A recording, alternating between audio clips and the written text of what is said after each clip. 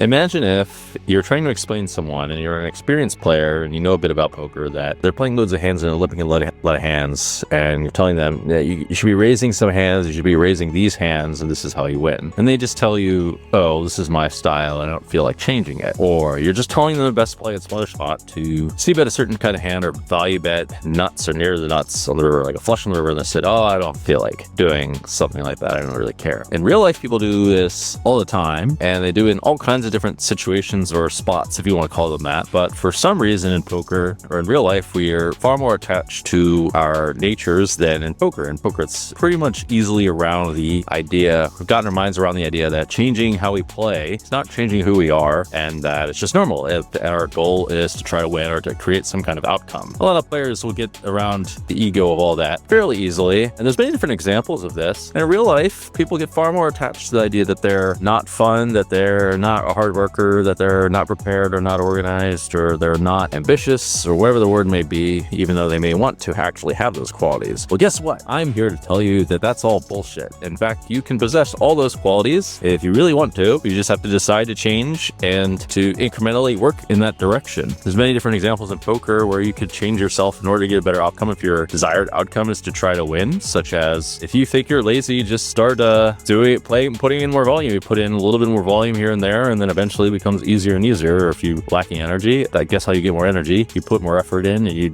eat better too, and you actually go to the gym as well. That's another thing. But basically, put in more work, and so it becomes easier to work later after a rest, etc. Another example in poker is you're not the type not to hit the sims. Well, it's similar to hitting the gym in the real world. Actually, you just do it, and it becomes easier and easier, and it becomes even second nature at some point. Yeah, changing is basically the same way in real life as it is in poker or anything else, or learning a language. People change all the time, and they just don't recognize that changing fundamental character traits is more a matter of just doing the same process but incrementally. It just takes longer because it requires much more effort, and so this is probably why people are much more attached to it. Other examples would be not taking initiative in poker to get the seat, to get in the game, to just get in the right spots and do the things that are necessary. You just do them, and you have them pay off. Guess what? It becomes second nature that you're the guy that takes initiative and you get in the spots. That's definitely what happened to me. I just kept trying to get in the spots and really wanted to win, and then I held no qualms about it. I got way more used to this idea of rocking the boat, so I just rocked the boat quite a bit in order to get what I want. Same thing in real life, and it helps a lot to do it in something like poker or a video game or whatever it is. That's far smaller stakes than poker, and then if you get used to doing it a few times and seeing that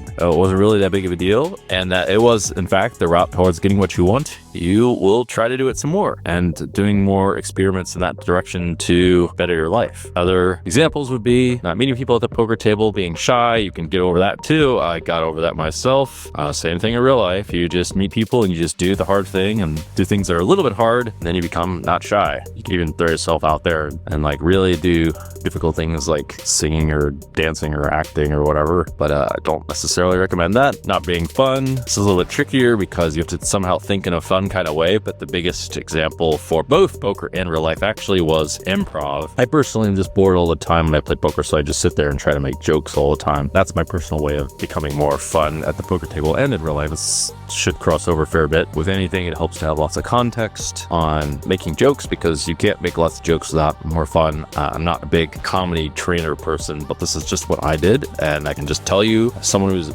notoriously serious in the past, that you can absolutely change that. Personally, I get off on doing goofy things, and if that's your way of doing it, go for it. Another way to change yourself that you might want to is being an asshole at the poker table. Just doing things that people find obnoxious, like berating them, being an obnoxious winner. You can totally change all that. This comes with a bit of social intelligence and learning what people like and what they don't like, and just not doing the things that they don't like and doing the things that they do like, thinking in terms of making people happier and that sort of thing. Pretty easy crossover outside of poker. It's all the same principle, you just apply in different situations, and personally I find it much easier to apply it in real life than in poker, where my ego isn't at stake. You can totally change that. You cannot be an asshole, and I've watched people do this. A certain person's name who is very similar to Money was one example of this, and changed quite radically at the poker table. He used to be quite an asshole, and he changed. Can totally happen. So moral of the story is character is not destiny, not at the poker table, not in the little things you do, and not in real life as well.